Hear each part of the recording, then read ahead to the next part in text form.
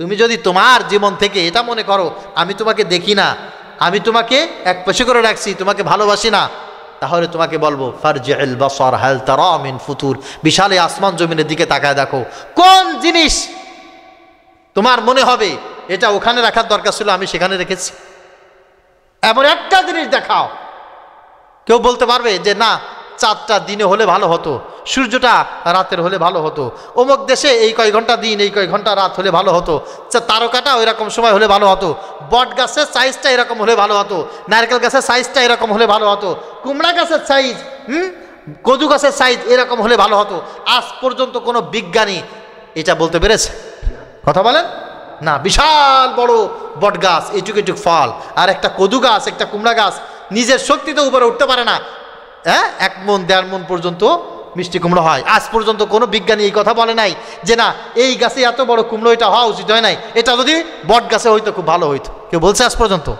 কেউ বলে নাই। যেখানে যে অবস্থায় যে জিনিস রাখা দরকার আমি আল্লাহ তাআলা সেটা নিজেই সাজিয়েছি, সেটা নিজেই সাজিয়েছি। তোমার চেহারার ভিতরে তোমার নাকটা এখানে হলে ভালো হতো এটা আমি জানি। আজ পর্যন্ত কেউ এটা বলে নাই নাকটা এখানে না হয়ে যদি পিছনে হতো খুব ভালো হতো। বলছে কেউ? বলছে বলছে না চোখ দুটো এখানে না দিয়ে যদি পিছনে হতো খুব ভালো হতো, বলছে কেউ? কেউ বলে না। ভাত খাবেন, ভাত খাওয়ার জন্য শুধুমাত্র মুখ দরকার না, দেখার জন্য চোখ দরকার, ঠিক কি না? এই ভাত পচা না দুর্গন্ধ নাকি ভালো এটা শুকার জন্য নাক দরকার। যখন আপনি খারাপ কোনো জিনিস, অনেক জিনিস আছে না মানে খাইতে গেলে শব্দ হয়, এই খাবার যে জিনিসের শব্দ আছে এই শব্দগুলো নেওয়ার জন্য কান দরকার। তো আপনি ভাত খাবেন, চোখ যদি পিছনে হইতো তাহলে ভাত নিয়ে পিছনে ধোয়া লাগতো, দেখো তো ঠিক আছে কিনা। হ্যাঁ, কান যদি এই নিচেই হইতো পেটের পিছনে পড়ে, ভাত নিয়ে একটু কানের কাছে নেওয়া লাগতো, ঠিক কিনা। আবার যদি নাক এই জায়গায় না হয়ে নাক যদি মনে করেন এই পেটের নিচেই হইতো তাহলে এখান থেকে এই পর্যন্ত নেওয়া লাগতো। আল্লাহ তাআলা যেভাবে সাজাইলে সুন্দর হয় সেভাবে আল্লাহ সাজিয়েছে। ভাত নিয়ে ফটাস করে মুখের ভিতরে দিয়ে দেন, এদিক ওদিকটা একবার তাকায় চিন্তা ফিকির করেন না যে এই ভাতটা মুখের ভিতরে দেওয়ার কারণে এখানে আছে নাক, নাক সঙ্গে সঙ্গে বলে দিচ্ছে, চোখ দিয়ে দেখতেছেন চোখ বলে দিচ্ছে, কানের কাছে শব্দ যাচ্ছে কান বলে দিচ্ছে। এক কথায় যত দ্রুতই খান কোনো সমস্যা নাই। যে জিনিস যেখানে রাখার দরকার আল্লাহ তাআলা সেই জিনিস সেখানে রেখেছেন। যে আল্লাহ তাআলা তোমার চাহিদা পূরণ করার জন্য এত সুন্দর করে সাজিয়েছেন, তোমার একটা জিনিস দরকার হবে, একটা জিনিস তোমার কল্যাণ হবে, সেই জিনিসটা তোমাকে দিবেন না, এটা হতে পারে? আল্লাহ বলছেন তুমি তাকায় দেখো, ফারজিউল বাসার হাল তারা মিন ফুতুর, তোমার চোখ দিয়ে তুমি তাকিয়ে তাকিয়ে দেখো, গবেষণা করো আমার সৃষ্টির ভিতর কোনো ভুল ত্রুটি তুমি খুঁজে পাও কি না। তুমি তালাশ করে দেখো কোনো ত্রুটি তোমার ভিতরে আমার সৃষ্টি জগতের ভিতরে আছে কিনা, তোমাকে দিয়ে দিলাম। শেষ একটা উপমা দিয়ে আল্লামা দেলাওয়ার হোসেন সাঈদী সাহেবের রাহমাতুল্লাহি আলাইহি তার একটা উপমা দিয়ে আলোচনা শেষ করব। তা হচ্ছে আল্লাহ তো কোরআনে বলছে যে দেখো কোনো দোষ ত্রুটি তুমি কোরআনে বা সৃষ্টি জগতে খুঁজে পাও কিনা। আল্লাহর এক গোলাম একটা দোষ খুঁজে পাইছে কি? হাঁটতে হাঁটতে হাঁটতে হাঁটতে গিয়ে রাস্তার পাশে বিশাল বড় এক বটগাছ, বটগাছের নিচে ঘুমাইছে। ঘুমানোর পর বটগাছের দিক তাকায় দেখে বিশাল বড় এই বটগাছ, এইটুক এইটুক ফল। তখনও বলতেছে আল্লাহ তুমি তো কোরআন শরীফে বলছো ফারজিউল বাসার হাল তারা মিন ফুতুর, পৃথিবীকে তোমার চোখ দিয়ে দেখো এইটার ভিতরে কোনো ভুল ত্রুটি আছে কিনা। তা তোমার সৃষ্টিতে ভুল আছে এইটা আমি বলতেছি না, তবে আমার কাছে কেমন যেন মনে হচ্ছে এত বড় একটা বটগাছ, এইটুক এইটুক ফল, আর একটা মিষ্টি কুমড়া গাছ নিজের যোগ্যতায় সুজায় দাঁড়াইতে পারে না, 1 মণ 1.5 মণ পর্যন্ত 30, 40, 50 কেজি তার একটা ফলের ওজন। আল্লাহ এইটা আমার কাছে কেমন যেন মনে হচ্ছে এইটা বেশি মানানসই হলো না। এই চিন্তা করতে করতে আল্লাহর ইশারা লোকটা ঘুমায় গেছে। যেই ঘুমাইছে তখন একটা বটের ফল ফট করে কপালে পরে পড়ছে। কপালে পরে উইটাই ও তখন বলতেছে আল্লাহ তোমার বিচার ঠিক আছে। এখন যদি এইটা বটের ফল না হইয়া মিষ্টি কুমড়া সাইজের একটা ফল হইতো, আর এইটা যদি আমার কপালে পরে পড়তো, আমি তো চোখ মেলানোর সময় পাইতাম না, তার আগে ইন্না লিল্লাহি ওয়া ইন্না ইলাইহি রাজিউন। আল্লাহ তোমার বিচার ঠিক আছে। এই জন্য প্রিয় হাজরিন, আপনার আমার যে ইলম নাই, আল্লাহ বলছেন লা তাকফু মা লাইসা লাকা বিহি ইলম, যে বিষয় তোমার ইলম নাই সেই বিষয় ধারণা করবা না, সেই বিষয় তুমি মাথা খাটানোর চেষ্টা করবা না। সব বিষয় ইলম তোমার ভিতরে থাকবে বিষয়টা এরকম না। কিন্তু আল্লাহ পাক রব্বুল আলামিন তোমাকে যা দিয়েছেন এটার উপরে খুশি থাকো, এটার উপরে শুকর আদায় করতে থাকবা, দেখবা ইনশাল্লাহ সুখ শান্তির কোনো অভাব হবে। একজন অভাবী মানুষকে আমি খাবার দিলাম, সে আমার কাছে একটু নত হবে না? একজন মানুষকে আমি একটা টুপি দিলাম, একটা জামা দিলাম, একটা জুতা দিলাম, সে আমার কাছে নত হবে না? কথা বলে না, নত হবে। তো একটা টুপি, একটা জামা, একবেলা খাবার, একটা জুতা, এইটার কারণে যদি একজন মানুষ আর একজন মানুষের কাছে নত হয়, ছোট হয়, তো যে রব আমাদেরকে না চাইতে কত কিছু দিয়েছেন, জীবন দিলেন, পৃথিবী দিলেন, আসমান দিলেন, জমিন দিলেন, এত কিছু যিনি দিয়েছেন, তার কাছে আমাদের ছোট হওয়ার দরকার আছে না নাই? কথা বলেন। ছোট হবে সে যার ভিতরে মনুষ্যত্ব আছে, কৃতজ্ঞতা বোধ আছে, যে আল্লাহকে মানে, যে আল্লাহর মূল্য বোঝে, যার ভিতরে হিতাহিত জ্ঞান আছে, সে আল্লাহর কাছে বলবে আল্লাহ আল্লাহ, আল্লাহু আকবার, আল্লাহুল গনিয়্যু আনতুমুল ফুকারা, আল্লাহ তুমি হচ্ছে ধনী, তুমি বাদশাহ, আল্লাহুম্মা মালিকাল মুলক, তুমি হচ্ছে রাজার রাজা, তুমি বাদশার বাদশা, তুমি সবকিছুর মালিক। আনাহনুল ফুকারা, আমরা গরিব, আমরা মিসকিন, আমরা অসহায়, কিছুই ছিল না, সবকিছু তুমি দিয়েছো, আলহামদুলিল্লাহ বলেন। যাদের ভিতরে কৃতজ্ঞতা বোধ থাকবে না, যারা ছোট লোক হবে, যারা মূর্খ হবে, যারা অসভ্য হবে, এরা দুনিয়ার মানুষের কাছে নিজেকে বড় করে রাখে। দুনিয়ার মানুষ যেমন এটা পছন্দ করে না। একজন মানুষকে আমি খাবার দিলাম, একজন মানুষকে আমি পায়ে পরার জন্য জুতা দিলাম, খাবার দিলাম, জামা কাপড় দিলাম, বই খাতা দিলাম, তারপরে ওই মানুষটা কিভাবে আমার কাছে মাথা উঁচু করে দাম্ভিকতার সাথে কথা বলে। দুনিয়ার একজন মানুষ যেমন এটা মেনে নেয় না, দুনিয়ার মানুষ যেমন এই মানুষটাকে মানুষ মনে করে না, আল্লাহ পাক রব্বুল আলামিনের কাছে যেই বান্দা ছোট হয় না, যেই বান্দা শুকরগুজার হয় না, নিজেকে সঁপে দেয় না, আল্লাহ আমার কোনো কিছু ছিল না, সব কিছু তুমি দিয়েছো, আল্লাহ তাআলা তখন বলে বান্দা তুই তো মানুষই না, তোর ভিতরে জ্ঞানই নাই, মনুষ্যত্বই নাই। আচ্ছা, আপনি যে এখন চোখে দেখেন, সারা জীবন কি দেখতে পারতেন? কথা বলেন আগে, একটু পরে বলতেছি, ব্যাখ্যা পরে বলতেছি। আপনি যে এখন শ্রবণ করেন, সারা জীবনকে আপনি শ্রবণ করতে পারতেন? চোখের চাহনির পরিবর্তন হয়, চোখের ভাষার পরিবর্তন হয়, কানের শ্রবণ শক্তির পরিবর্তন হয়, আকল শক্তির পরিবর্তন হয়। আমার মাথার উপরে আরবিতে কিছু লেখা আছে না? সবাই দেখেন। আমার যে ছোট্ট ছেলে আছে মোহাম্মদ, ও যদি ওই জায়গায় তাকায়, ওর কাছে এটা ডিজাইন মনে হবে, মনে হবে এটা ডিজাইন, ওখানে কি লিখা ও পড়তে পারবে? ওই যে ঘড়ি আছে, ঘড়ির ভিতরে কি লিখা এটা কেউ বোঝে? হ্যাঁ, কেন? ও তো দেখতে পারে, তাহলে বুঝবে না কেন? সব চোখ একরকম না। চোখের পাওয়ার বাড়াইতে গেলে দিলের পাওয়ার বাড়াইতে হয়, এটার পেছনে সময় দিতে হয়, শ্রম দিতে হয়। আমি এখানে যারা আছি সবাই যখন ছোট্ট ছিলাম, 3 বছর বয়স, 2 বছর বয়স, 4 বছর বয়স, আমরাও যখন এই লেখাটার দিকে তাকাইতাম, ওই ঘড়ির লেখার ভিতরে তাকাইতাম, আমরাও তখন এটাকে একটা ডিজাইন মনে করতাম। এখানে যে কিছু লেখা আছে এটা বুঝতাম না, কারণ এটা পড়তে পারতাম না। আল্লাহ পাক রব্বুল আলামিন বলেন আল্লাহু আখরাজাকুম মিন বুতুনি উম্মাহাতিকুম লা তা'লামুনা শাইআ। আমি আল্লাহ পাক রব্বুল আলামিন বলছি, আমি তোমার রব, আখরাজাকুম, আমি তোমাকে বের করেছি, মিন বুতুনি উম্মাহাতিকুম, তোমার মায়ের গর্ভ থেকে, মায়ের পেট থেকে আমি তোমাকে দুনিয়ায় পাঠিয়েছি। নাকি নিজে নিজে আসছি আমরা? হ্যাঁ, মনে আছে কারণ? কবে আসছিলেন আপনি দুনিয়ায়, মনে আছে কারণ? কথা বলেন। যেই জিনিস আমাদের মনে থাকে না, যেই জিনিস আমাদের স্মৃতি থেকে হারিয়ে যায়, ওই জিনিসটা একজন ঘটান, তিনি কে? সেটা আমাদেরকে তিনি রিমেম্বার দিচ্ছেন, মনে করিয়ে দিচ্ছেন। শোনো, আখরাজাকুম মিন বুতুনি উম্মাহাতিকুম, আমি আল্লাহ পাক রব্বুল আলামিন তোমাদেরকে তোমাদের মাতৃগর্ভ থেকে পৃথিবীতে প্রেরণ করেছি। লা তা'লামুনা শাইআ, যখন তোমাদের কোনো জ্ঞানই ছিল না, তোমরা কিছু জানতে না, কিছু বুঝতে না। এমনকি তোমার মাকে তুমি চিনতে না, তোমার বাবাকে তুমি চিনতে না, কে তোমার ভাই, কে তোমার বোন, কে তোমার দাদা, কে তোমার দাদি, কে তোমার নানা, কে তোমার নানি, তোমার চাচা, তোমার ফুফু, তোমার চাচি, তোমার বোন, কাউকে তুমি চিনতে লা তা'লামুনা শাইআ, কাউকে তুমি চিনতে না, অথচ দুনিয়ায় সবাই তোমার আপনজন ছিল। আল্লাহ পাক রব্বুল আলামিন বলেন ওয়া জাআলা লাকুমুস সামআ, অতঃপর আমি আল্লাহ পাক রব্বুল আলামিন দুনিয়ায় প্রেরণ করার পর তোমাকে শ্রবণ শক্তি দিলাম, ওয়াল আবসার, দেখার জন্য তোমাকে দৃষ্টি শক্তি দিলাম, ওয়াল আফইদা, বুঝার জন্য তোমাকে আমি আল্লাহ তাআলা কলব দিলাম, হৃদয় দিলাম। তুমি এখন সব কিছু দেখতে পারো, সব কিছু শ্রবণ করতে পারো, কলব আছে, সব কিছু উপলব্ধি করতে পারো। এখন তোমার কাজ কি? কাজ কি? অনেকে আছে মনে করেন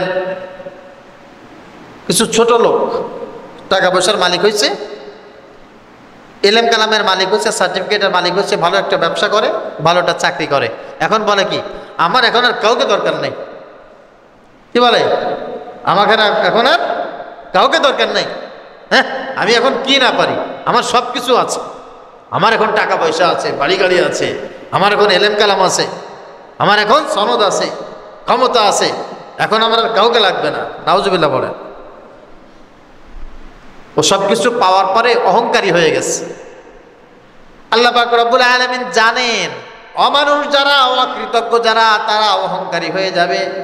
আল্লাহ বলেন আমি তোমাকে শ্রবণ শক্তি দিয়েছি, দৃষ্টি শক্তি দিয়েছি, বোঝার জন্য কলব দিয়েছি, কোনো কিছু ছিল না, এখান থেকে তোমাকে সব কিছু দিয়েছি। এই কারণে এটা তোমরা বলবা না এখন আর কোনো কিছু দরকার নাই, এটা কখনো কোনো অবস্থায় বলবা না। লাআল্লাকুম তাশকুরুন, অবশ্যই অবশ্যই আমি আল্লাহ পাক রব্বুল আলামিনের শুকরিয়া আদায় করবা, আলহামদুলিল্লাহ সব সময় তুমি বলবা।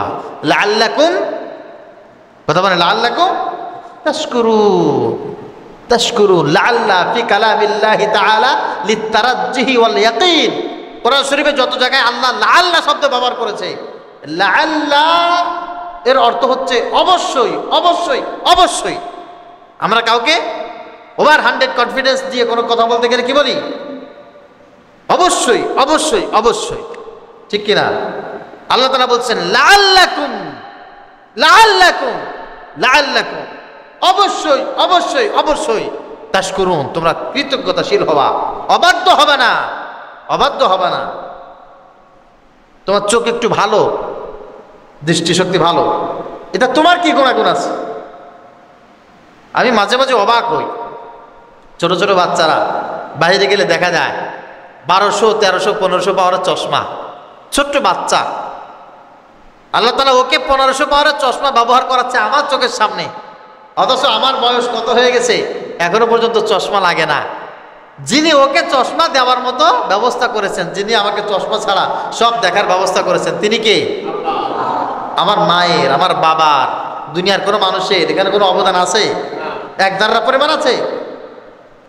কত অভিভাবকরা এসে আমাদেরকে হাদিয়া দেয়, মোহাব্বত করে, দাওয়াত করে, ভালোবাসে, কত যে আপ্যায়ন করে, কিন্তু তার বাচ্চাটার মাথায় কিছু নাই। আমাদের বাঙালিরা বলে গোবর, এই শব্দটা আমার কাছে কেমন জানি লাগে, কিন্তু বিষয়টা হচ্ছে যে মাথার ভিতরে কিছু নাই, কিছু নাই। আবার কিছু আছে অভিভাবক নামের কলঙ্ক, সালাম দিলে উত্তরও দেয় না, কথাও কয় না, মাদ্রাসায় আসে না, বেতনও দেয় না, খোঁজ খবরও নেয় না, অথচ তার বাচ্চাটার মেধা খুব ভালো, লেখাপড়া করে খুব সুন্দর, মেধা সার।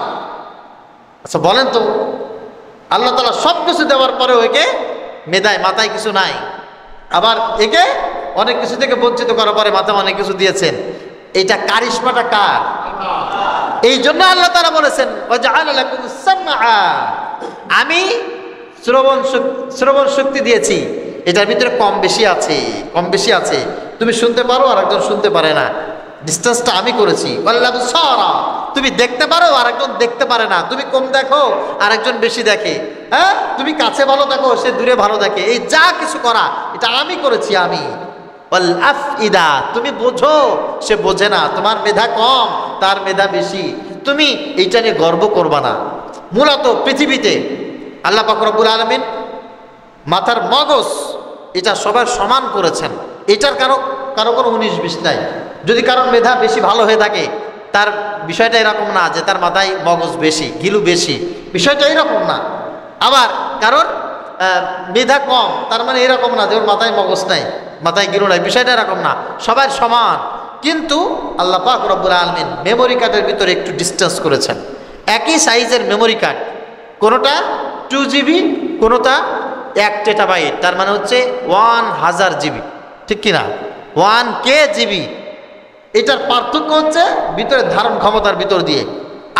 আমি এখানে কথা বলছি, সবাই শুনতেছে, যারা আছে সবাই শুনতেছে।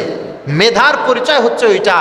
এই কথাগুলো শোনার পর কেউ একটা কথা মনে রাখবে, কেউ 10টা, কেউ 20টা, কেউ 100টা, কারণ সব যার মেধা যেমন সে সেই পরিমাণ কথা তার মাথার ভিতরে রেখে দিতে পারবে। এটাই হচ্ছে মেধা। আল্লাহ তাআলা বলছেন ওয়াল আফইদা, এটার পরিমাপ আমি আল্লাহ পাক রব্বুল আলামিন করেছি।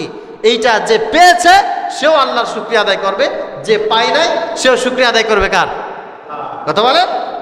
আল্লাহর শুকরিয়া আদায় করবে। আল্লাহ তাআলা বলছেন লাআল্লাকুম তাশকুরুন, অবশ্যই অবশ্যই অবশ্যই যা পাইবা, যতটুকু পাবা, এটার কারণে শুকরিয়া আমার আদায় করবা। তোরে গালি দিও না, খবরদার।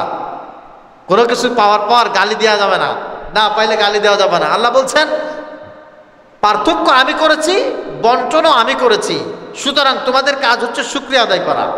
অনেকে দেখবেন আল্লাহরে গালি দেয়, মনে করেন যে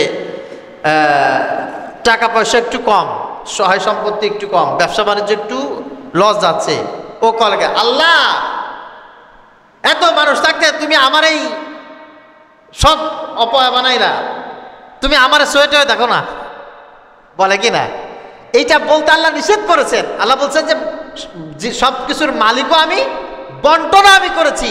বন্টন এরকম করি নাই যে এনে মাদ্রাসার হুজুর যে আছে এই এলাকার মানুষের তাকদির বন্টন করার দায়িত্ব তার, এরকম হয়েছে নাকি? কোন বাচ্চাটা চোখে ভালো দেখবে, কে ভালো দেখবে না, কে কানে কম শুনবে, কে বেশি শুনবে, এইটা বন্টন করার দায়িত্ব ওই অমুক হুজুরের, অমুক পীর সাহেবের, এরকম দিছে আল্লাহ? আল্লাহ দেয় নাই। বন্টনটা আল্লাহ নিজে করেছেন, নিজেই করেছেন।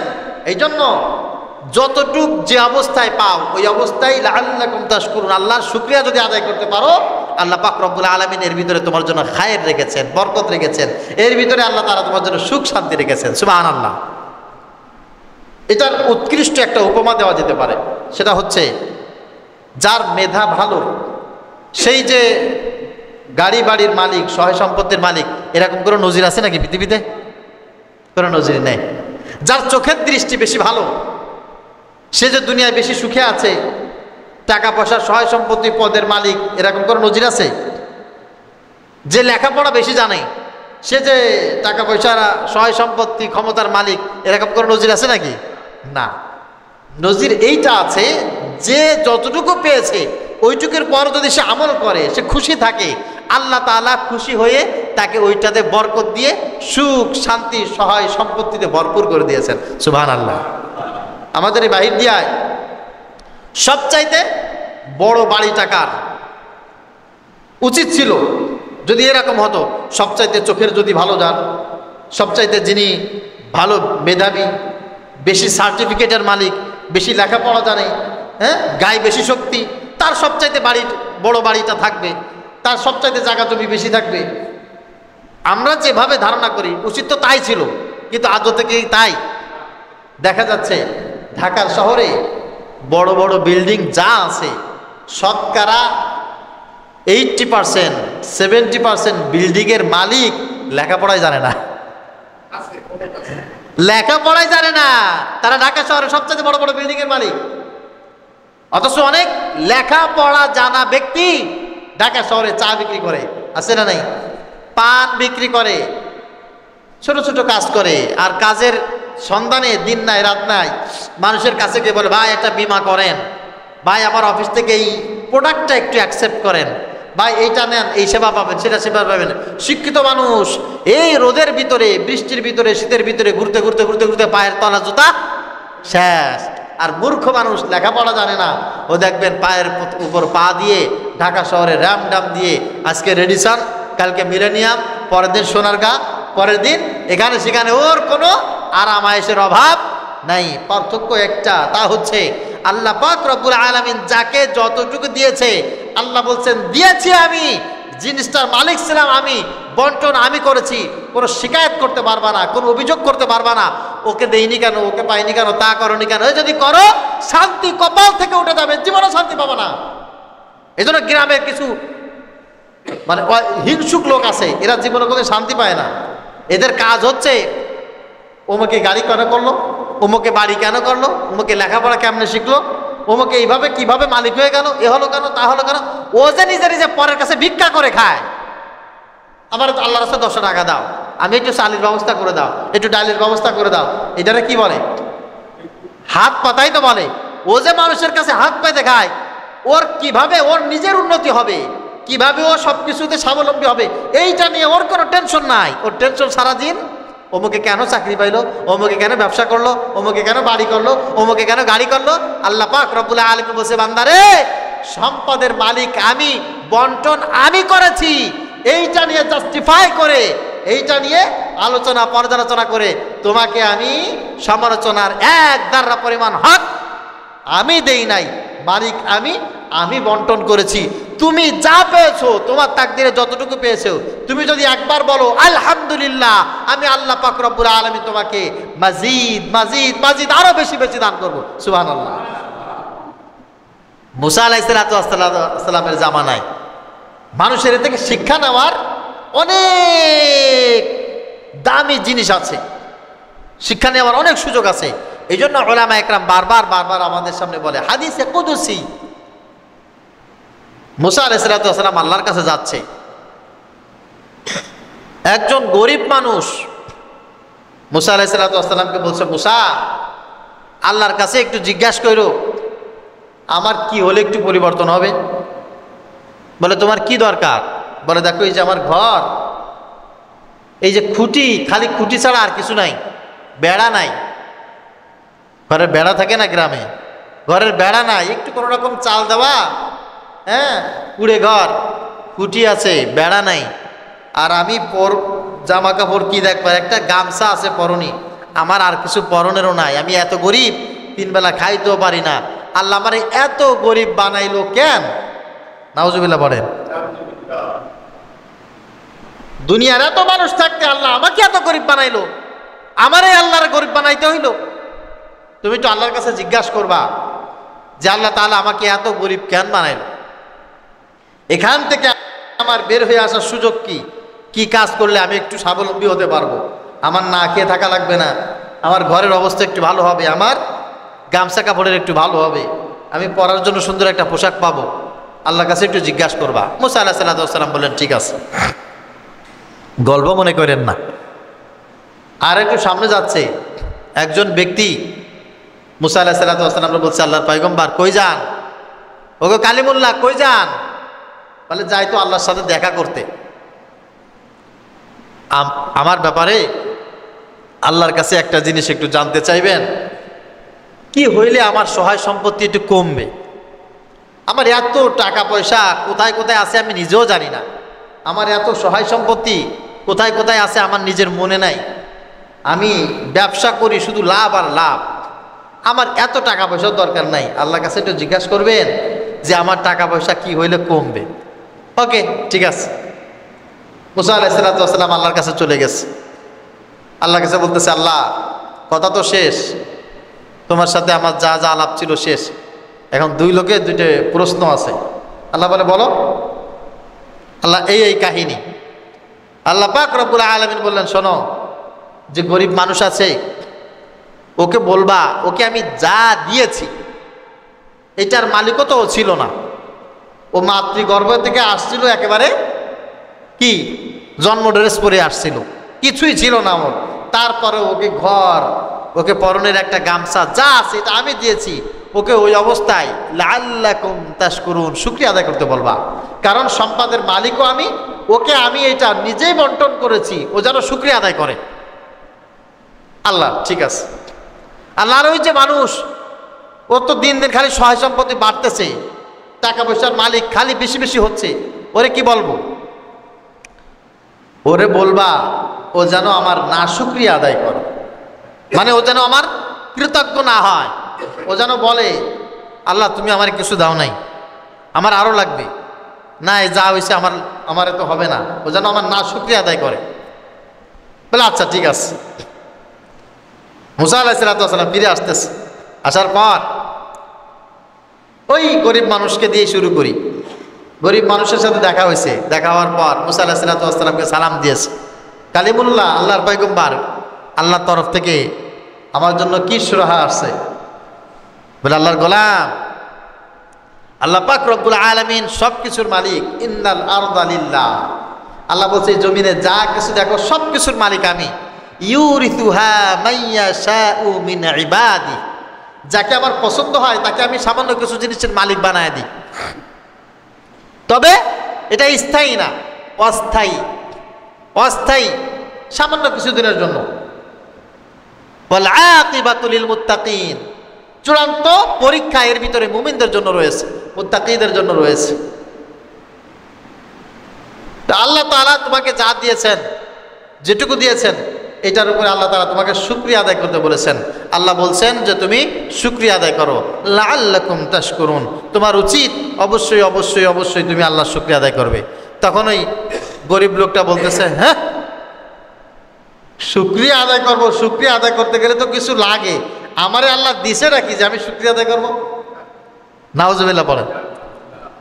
আমার ঘর নাই, বাড়ি নাই, আমার পরনের কাপড় নাই, আল্লাহ দিছে নাকি যে আমার শুকরিয়া আদায় করবো? যখন এই কথা মুসা আলাইহিস সালামের ওই উম্মাত তার সামনে বলেছে, হঠাৎ করে একটা বাতাস আসছে, যে বাতাসে ওনার যে ঘরটা ছিল তাও উড়ে চলে গেছে, ওনার যে পরনের গামছাটা ছিল তাও কি হয়েছে? উড়ে চলে গেছে। ফাররা ফাতারা ফাতারা, উড়ে চলে গেছে। আল্লাহ পাক রব্বুল আলামিন বললেন যে আমার বন্টন নীতিতে খুশি থাকতে পারে না, এর উপরে আল্লাহর গজব। এর উপরে কি বলেন? আল্লাহর গজব। চলে গেছে ধনী ব্যক্তির কাছে, হযরত মূসা আলাইহিস সালামকে সেই ব্যক্তি সালাম দিয়েছে, আল্লাহর পয়গম্বর মূসা, আমি যেখানে যাই শুধু বরকত আর বরকত, আমার তো একসময় কিছুই ছিল না, আজকে আমার টাকা পয়সার কোনো অভাব নাই, বাড়ি গাড়ির সহায় সম্পত্তির কোনো অভাব নাই। আল্লাহর কাছে জিজ্ঞাসা করতে বলেছিলাম, বলেন দেখি আল্লাহ পাক রব্বুল আলামিন কি করলে আমার সম্পদ কমিয়ে দেবে? আল্লাহর তরফ থেকে আমার জন্য কি মেসেজ আসছে একটু জানায় দেন। মূসা আলাইহিস সালাম বলছেন, শোনো, আল্লাহ পাক রব্বুল আলামিন বলছে তুমি যেন আল্লাহর রহমত থেকে নৈরাশ হয়ে যাও, তুমি যেন আল্লাহর শুকরিয়া আদায় করো না, তুমি যেন আল্লাহ পাক রব্বুল আলামিনকে ধন্যবাদ জানাও না, তুমি শুধু বলো আল্লাহ আমাকে কি দিয়েছো, এটা কোনো দেওয়া হইল নাকি? তুমি এটা বলবা। তোমার প্রাইভেট কার আছে, তুমি বলবা কি আল্লাহ কত মানুষের হেলিকপ্টার আছে, পার্সোনাল বিমান আছে, তুমি আমার একটা হেলিকপ্টার মালিক বানাইলা।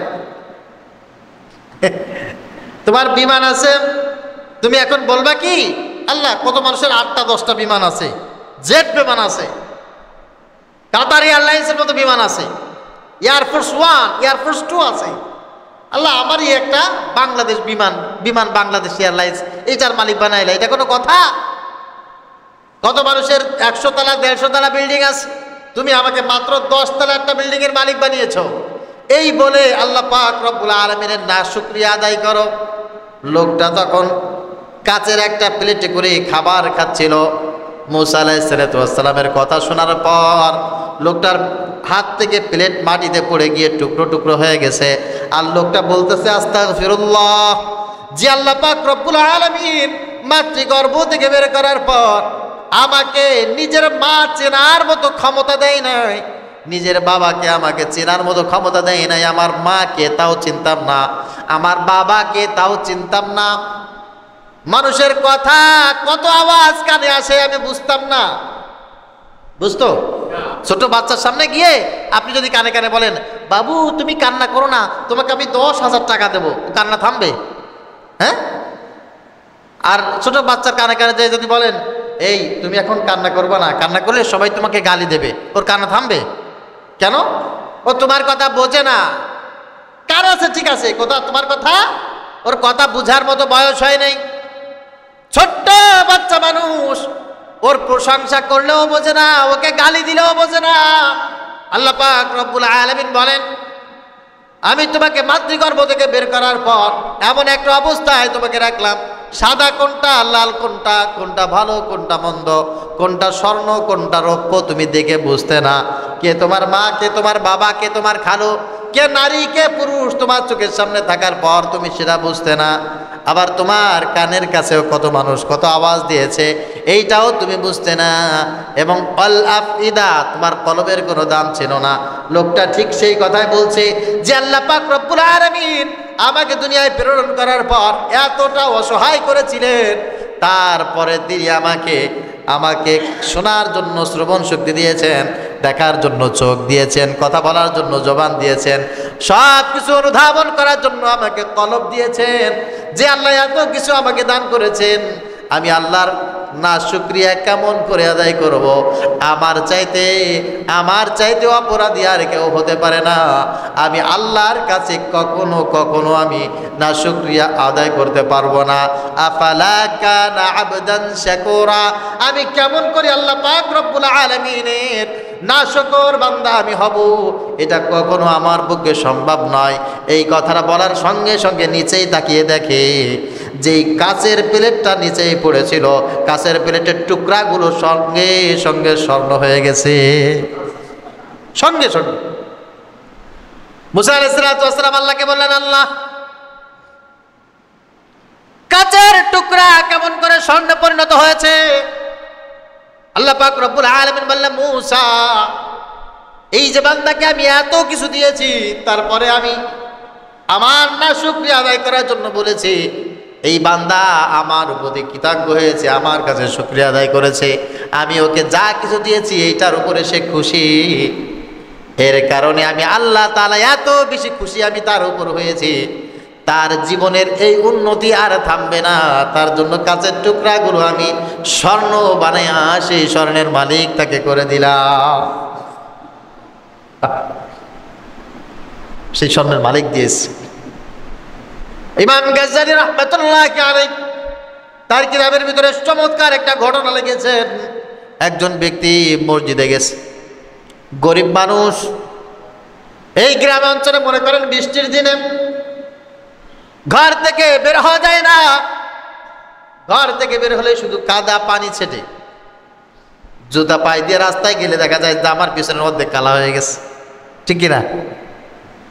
ইটের রাস্তা দিয়ে যখন আপনি হাইটা যাবেন, দেখবেন ইটের এক কোনায় পাড়া দিয়েছেন, পানি মাথা পর্যন্ত ওইটা একেবারে কি হয়েছে, সিলমারা হয়ে গেছে, হয় না? এরকম হয়ে যায়। ওই লোকটা বৃষ্টির দিনে হাঁটবে, জুতা নাই, এত গরিব মানুষ জুতা কিনতে পারে না, এত গরিব মানুষ গায়ে একটা জামা পরবে তাও পারে না, অনেক কষ্ট করে হেঁটে হেঁটে মসজিদে আসে, মসজিদে এসে মসজিদের ওখান থেকে পানি নিয়ে পা ধুয়ে তারপরে মসজিদের ভিতরে প্রবেশ করে। ওই লোকটার একটু আগে আগে মসজিদে আসতে হয়, কারণ এখানে এসে পা ধুয়ে মসজিদে ঢুকতে 2-4 মিনিট সময় লাগে না, একটু আগে আগে আসতে হয়।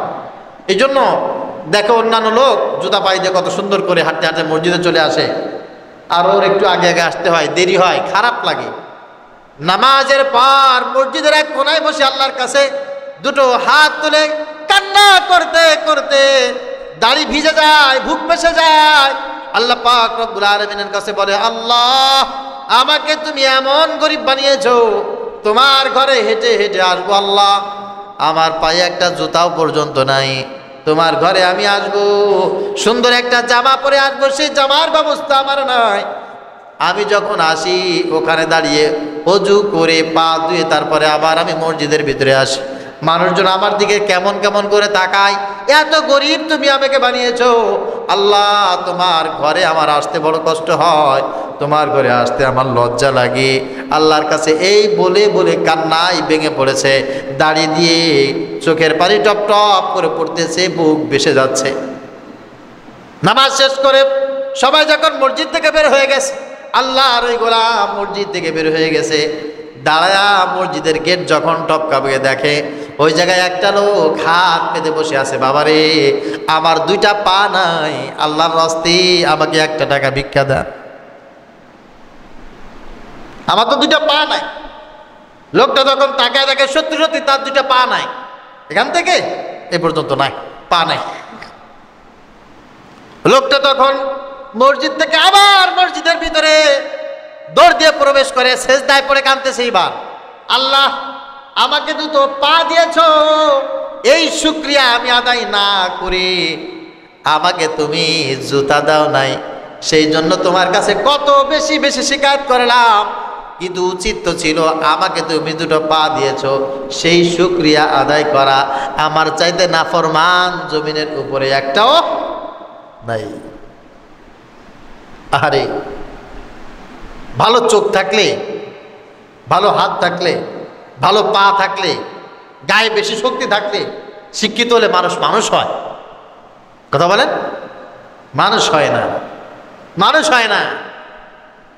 বাইতুল্লাহ যখন তাওয়াফ করেছি, রাসূল সাল্লাল্লাহু আলাইহি সাল্লামের রওজা যখন তাওয়াফ করেছি, নিজেকে খুব অসহায় মনে হতো। হায় হায়, করলামটা কি জীবনে, কি করলাম জীবনে। একটা লোককে আমি তাওয়াফ করতে দেখছি, এই লোকটার এই মাজার নিচের টুক নাই, মাজার এই এখান থেকে আর নাই, মাজার নিচে নাই, অর্ধ মানব আছে না, অর্ধেক মানুষ নাই, হাত দিয়ে এরকম করে হাঁটতে হাঁটতে তাওয়াফ করতেছে। হাত দিয়ে হেঁটে হেঁটে বাইতুল্লাহ তাওয়াফ করতেছে। এইরকম মানুষ রাইতু বিল আইনাইন, আমি নিজের চোখে বাইতুল্লাহর সামনে তাওয়াফ করতেছে দেখেছি। আর তোমার হাত আছে, পা আছে, চোখ আছে, বাড়ি বানাইতে পারলা, গাড়ি বানাইতে পারলা, জমি কিনতে পারলা, এইটার মালিক হইতে পারলা, সেইটার মালিক হইতে পারলা, আল্লাহর কাছে চায়া আল্লাহর ঘরের একটু মেহমান হইতে পারলা না। অসহায় মনে হয়, খুব অসহায়। হাজী সাহেবরা অনেক সময় কিছু উল্টাপাল্টা কাজ করে না, করে। বাংলায় একটা প্রবাদ আছে, গাধা মক্কায়ও পাওয়া যায়। ওই জায়গায় গেলেই যে শয়তানে আর ধরে না, বিষয়টা তা না। অনেক হাজী সাহেবরা একটু উল্টাপাল্টা করে। তা হাজী সাহেবরা যখন উল্টাপাল্টা করে, অন্যান্য হাজিরা নালিশ করে, হুজুর এরা আমার রুম থেকে একটু অন্য রুমে দিলে ভালো হয়, হুজুর এই লোকটা একটু বেশি খায়, এই লোকটা একটু বেশি কথা বলে, এরকম অনেক সময় অনেকে নালিশ করে। তখন তাকে একটা কথা বলে সান্ত্বনা দেই। তাকে সান্ত্বনা দেওয়ার পর নিজের কাছে নিজেকে খুব ছোট মনে হয়। তা হচ্ছে যে, ভাই আপনি তার দোষ ধরতেছেন, আল্লাহর এই গোলামের অসংখ্য দোষ আছে, কোনো সন্দেহ নাই, কোনো সন্দেহ নাই। কারণ আমার রাসূল সাল্লাল্লাহু আলাইহি ওয়াসাল্লাম বলেছেন, কুল্লুকুম খাত্তাউন, তোমরা প্রত্যেকেই দোষী, তোমরা প্রত্যেকেই গুনাহগার, তোমরা প্রত্যেকেই অপরাধী।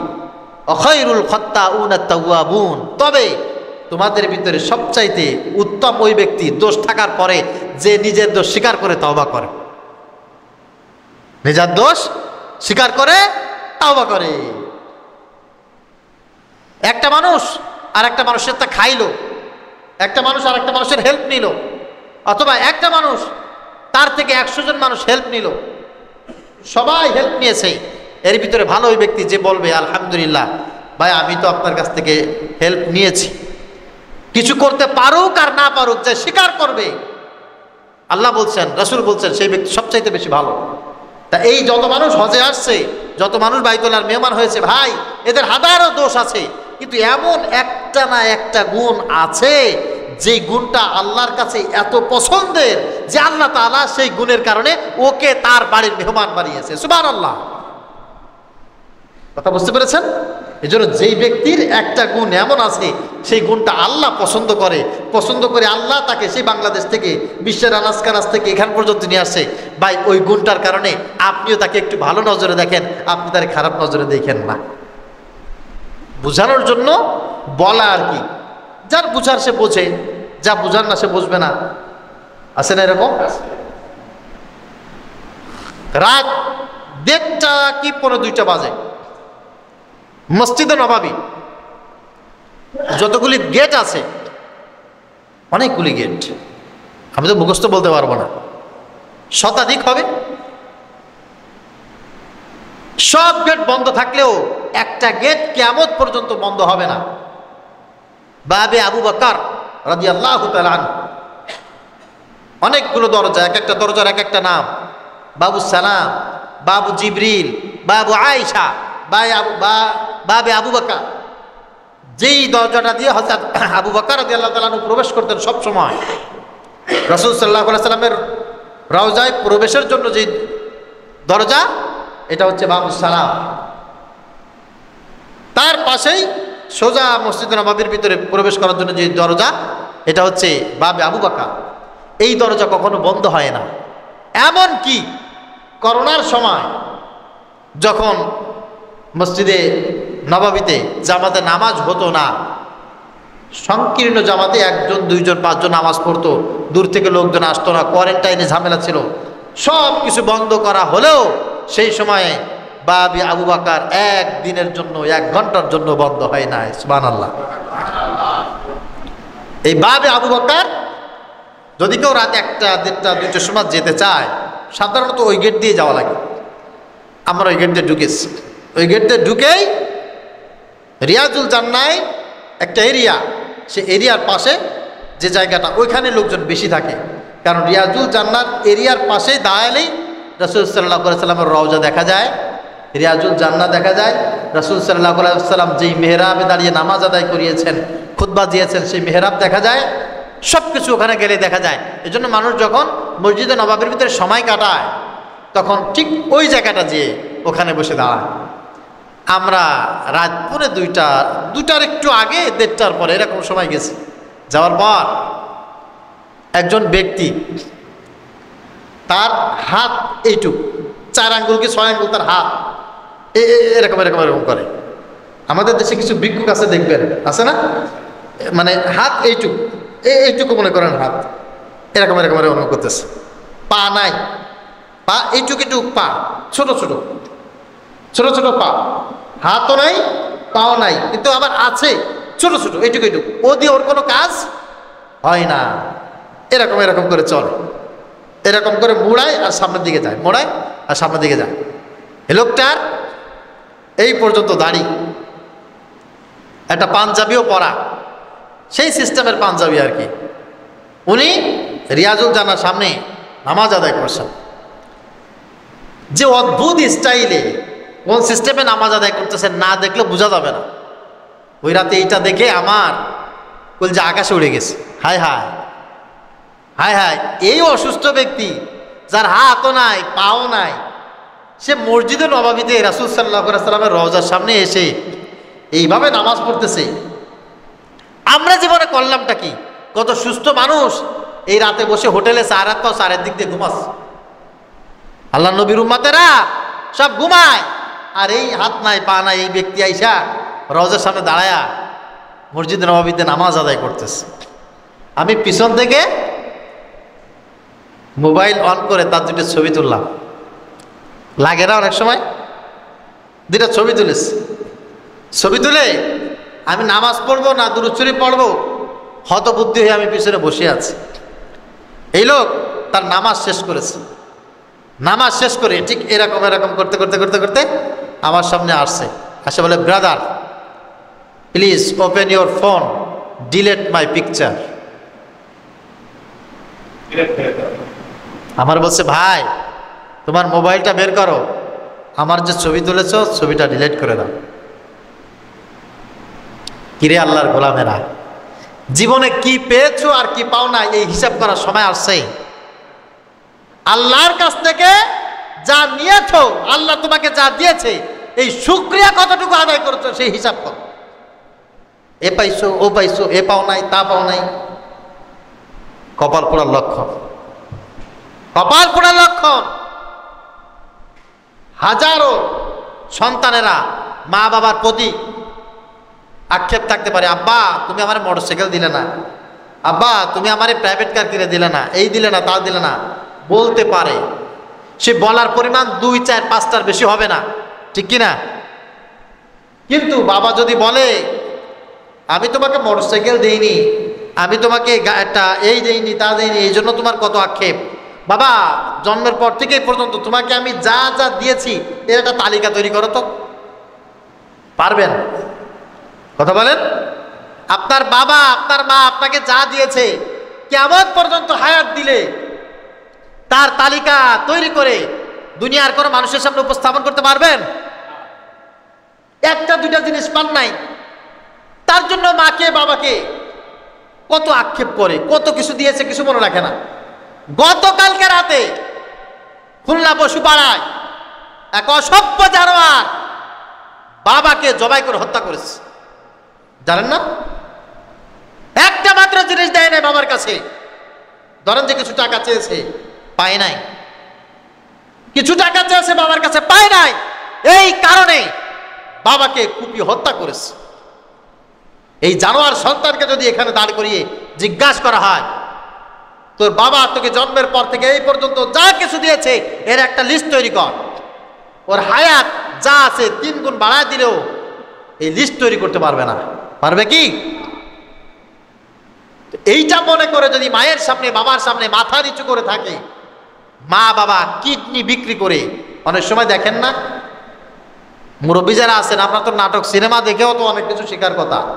সন্তানের কান্না সহ্য করতে না পেরে মা বাবা রক্ত বিক্রি করে, কিডনি বিক্রি করে, তারপরেও সন্তানের চাহিদা পূরণ করে। কোন সন্তান?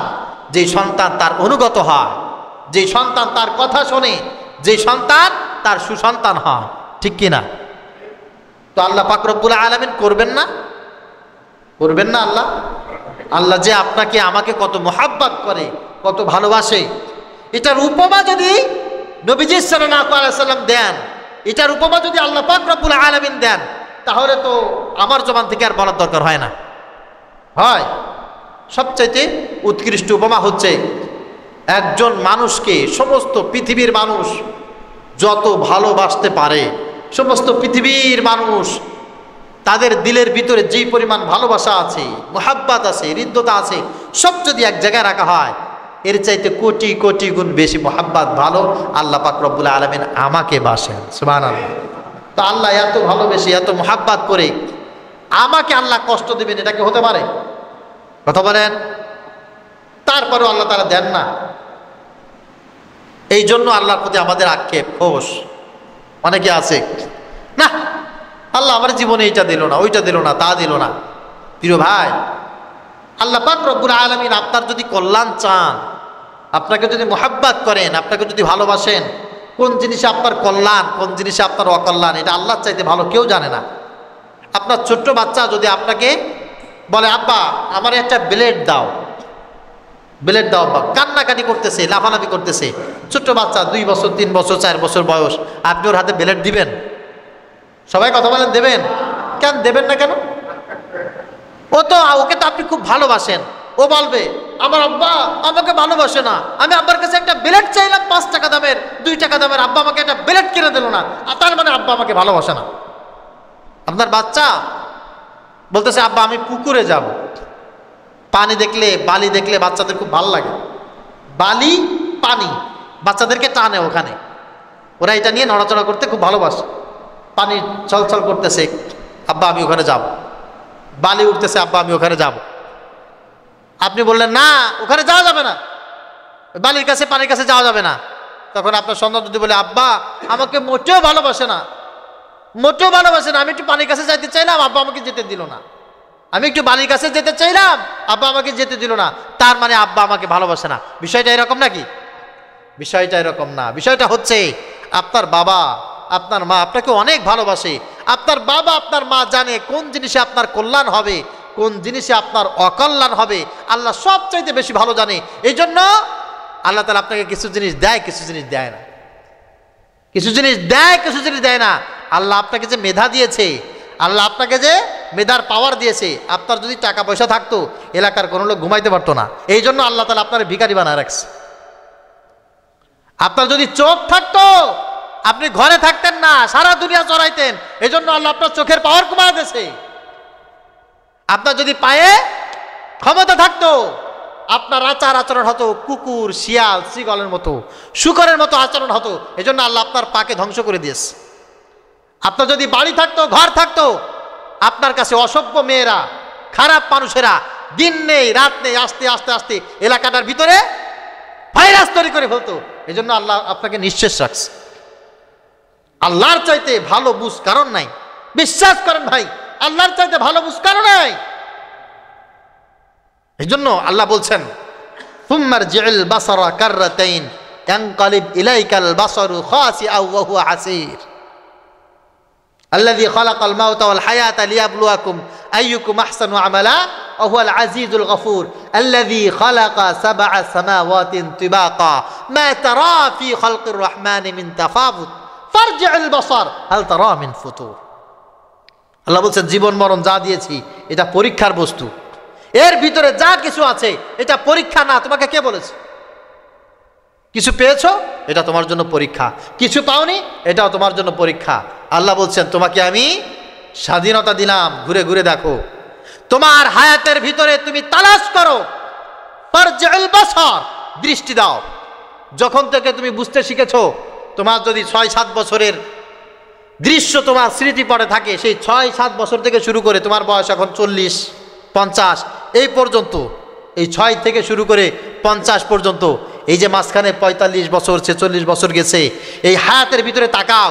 যেটা তোমার দরকার ছিল তোমাকে দেইনি এরকম কোনো জিনিস আছে কিনা? যেটা তোমার বুঝার দরকার ছিল তোমাকে বুঝার মতো জ্ঞান দেইনি এরকম কোনো কিছু আছে কিনা? সব সময় তোমাকে আমি সেই জ্ঞান দিয়েছি, সব সময় তোমাকে সেই পথে পরিচালনা করেছি যেটা তোমার জন্য দরকার ছিল। যখন তোমার সাইকেল চালানোর বয়স হয় নাই তখন তোমাকে সাইকেল চালানোর মতো ক্ষমতা দেই নাই। সাইকেল চালানোর বয়স যখন হয়েছে সাইকেল চালানো শেখার মতো যোগ্যতা তোমাকে দিয়েছি। যখন তোমার মোটরসাইকেল চালানোর বয়স হয়নি তখন তোমাকে মোটরসাইকেল চালানোর মতো আমি যোগ্যতা দেইনি। মোটরসাইকেল চালানোর বয়স হয়েছে, বুঝ হয়েছে, সেই সময় মোটরসাইকেল ধরে রাখতে পারবা, কন্ট্রোল করে রাখতে পারবা, সেই সময় তোমাকে মোটরসাইকেল চালানোর মতো যোগ্যতা দিয়ে দিয়েছি। কথা বুঝতে পেরেছেন? ঢাকায় শহরে যাবা, ওখানে গেলে ওইখানের মানুষের সাথে কিভাবে চলাফেরা করতে হয়, এই আকল জ্ঞান যতক্ষণ পর্যন্ত তোমার হয় নাই ততক্ষণ তোমাকে আমি ওই জায়গায় নেই নাই। ফারজি'ল বাসার, দৃষ্টি করে দেখো। শুধু তাই না, তুমি যদি তোমার জীবন থেকে এটা মনে করো আমি তোমাকে দেখি না, আমি তোমাকে এক পাশে করে রাখছি, তোমাকে ভালোবাসি না, তাহলে তোমাকে বলবো ফারজি'ল বাসার হাল তারা মিন ফুতুর, বিশাল আসমান জমিনের দিকে তাকায় দেখো কোন জিনিস তোমার মনে হবে এটা ওখানে রাখার দরকার ছিল আমি সেখানে রেখেছি। এমন একটা জিনিস দেখাও। কেউ বলতে পারবে যে না, চাঁদটা দিনে হলে ভালো হতো, সূর্যটা রাতের হলে ভালো হতো, অমুক দেশে এই কয় ঘন্টা দিন এই কয় ঘন্টা রাত হলে ভালো হতো, তারকাটা ওই রকম সময় হলে ভালো হতো, বট গাছের সাইজটা এরকম হলে ভালো হতো, নারকেল গাছের সাইজটা এরকম হলে ভালো হতো, কুমড়া গাছের সাইজ, কদু গাছের সাইজ এরকম হলে ভালো হতো। আজ পর্যন্ত কোনো বিজ্ঞানী এটা বলতে পেরেছে? কথা বলেন না। বিশাল বড় বট গাছ, এটুক এটুক ফল, আর একটা কদু গাছ একটা কুমড়া গাছ নিজের শক্তিতে উপরে উঠতে পারে না, 1 মণ 1.5 মণ পর্যন্ত মিষ্টি কুমড়ো হয়। আজ পর্যন্ত কোনো বিজ্ঞানী এই কথা বলে নাই যে না এই গাছে এত বড় কুমড়ো এটা হওয়া উচিত হয় নাই, এটা যদি বট গাছে হইতো খুব ভালো হইতো। কেউ বলছে আজ পর্যন্ত? কেউ বলে নাই। যেখানে যে অবস্থায় যে জিনিস রাখা দরকার আমি আল্লাহ তাআলা সেটা নিজেই সাজিয়েছি, সেটা নিজেই সাজিয়েছি। তোমার চেহারার ভিতরে তোমার নাকটা এখানে হলে ভালো হতো এটা আমি জানি। আজ পর্যন্ত কেউ এটা বলে নাই নাকটা এখানে না হয়ে যদি পিছনে হতো খুব ভালো হতো। বলছে কেউ? বলছে না চোখ দুটো এখানে না দিয়ে যদি পিছনে হতো খুব ভালো হতো, বলছে কেউ? কেউ বলে না। ভাত খাবেন, ভাত খাওয়ার জন্য শুধুমাত্র মুখ দরকার না, দেখার জন্য চোখ দরকার, ঠিক কি না? এই ভাত পচা না দুর্গন্ধ নাকি ভালো এটা শুকার জন্য নাক দরকার। যখন আপনি খারাপ কোনো জিনিস, অনেক জিনিস আছে না মানে খাইতে গেলে শব্দ হয়, এই খাবার যে জিনিসের শব্দ আছে এই শব্দগুলো নেওয়ার জন্য কান দরকার। তো আপনি ভাত খাবেন, চোখ যদি পিছনে হইতো তাহলে ভাত নিয়ে পিছনে ধরা লাগতো, দেখো তো ঠিক আছে কিনা। কান যদি এই নিচেই হইতো পেটের পিছনে পড়ে, ভাত নিয়ে একটু কানের কাছে নেওয়া লাগতো, ঠিক কিনা। আবার যদি নাক এই জায়গায় না হয়ে নাক যদি মনে করেন এই পেটের নিচেই হইতো তাহলে এখান থেকে এই পর্যন্ত নেওয়া লাগতো। আল্লাহ তাআলা যেভাবে সাজাইলে সুন্দর হয় সেভাবে আল্লাহ সাজিয়েছে। ভাত নিয়ে ফটাস করে মুখের ভিতরে দিয়ে দেন, এদিক ওদিকটা একবার তাকায় চিন্তা ফিকির করেন না যে এই ভাতটা মুখের ভিতরে দেওয়ার কারণে এখানে আছে নাক, নাক সঙ্গে সঙ্গে বলে দিচ্ছে, চোখ দিয়ে দেখতেছেন চোখ বলে দিচ্ছে, কানের কাছে শব্দ যাচ্ছে কান বলে দিচ্ছে। এক কথায় যত দ্রুতই খান কোনো সমস্যা নাই। যে জিনিস যেখানে রাখার দরকার আল্লাহ তাআলা সেই জিনিস সেখানে রেখেছেন, যে আল্লাহ তাআলা তোমার চাহিদা পূরণ করার জন্য এত সুন্দর করে সাজিয়েছেন, তোমার একটা জিনিস দরকার হবে, একটা জিনিস তোমার কল্যাণ হবে, সেই জিনিসটা তোমাকে দিবেন না, এটা হতে পারে? আল্লাহ বলছেন তুমি তাকায় দেখো, ফারজিল বাসার হাল তারা মিন ফুতুর, তোমার চোখ দিয়ে তুমি তাকিয়ে তাকিয়ে দেখো, গবেষণা করো আমার সৃষ্টির ভিতর কোনো ভুল ত্রুটি তুমি খুঁজে পাও কি না।